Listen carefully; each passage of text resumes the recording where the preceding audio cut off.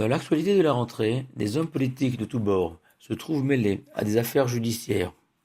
Les époques changent, mais comme une ritournelle.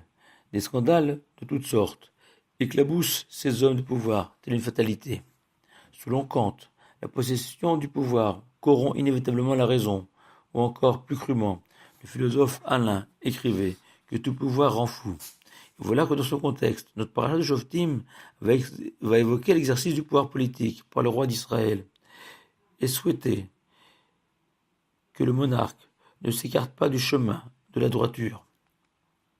Et comme toujours, la Torah a fait preuve de clairvoyance il y a près de 3500 ans, en imposant au roi 3 interdictions et une obligation. Ainsi, la Torah va défendre au roi de posséder trop de chevaux, d'épouser un nombre trop important de femmes, et enfin de ne pas accumuler trop d'or et d'argent. Et les sages expliquent que chevaux, femmes et or symbolisent les 3 faiblesses principales d'un homme au pouvoir. La recherche des honneurs, représentée par les montures royales, formant ces impressionnants cortèges, escortant le roi.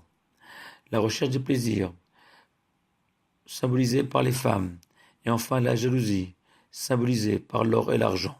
Le Talmud raconte que le roi Salomon, Shlomo, a pensé que ces dangers ne le menaçaient pas, vu sa grande sagesse, et il va multiplier chevaux et épouses.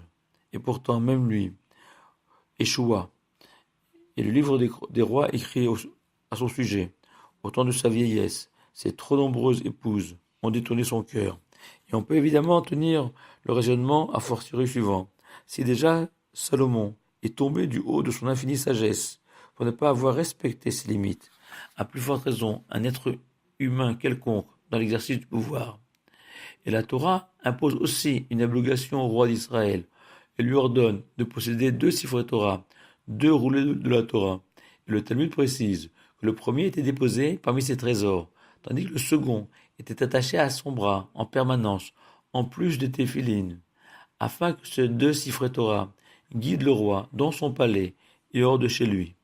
L'étude de l'histoire des rois d'Israël, tous loin de Dieu, descendants de Yehuda et de David, démontre qu'en dépit de ces précautions, rares sont ceux qui sont parvenus à diriger fidèlement le peuple.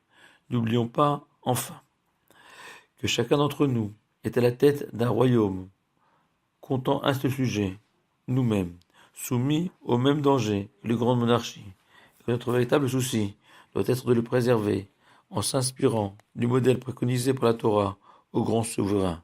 Shabbat Shalom à vous tous.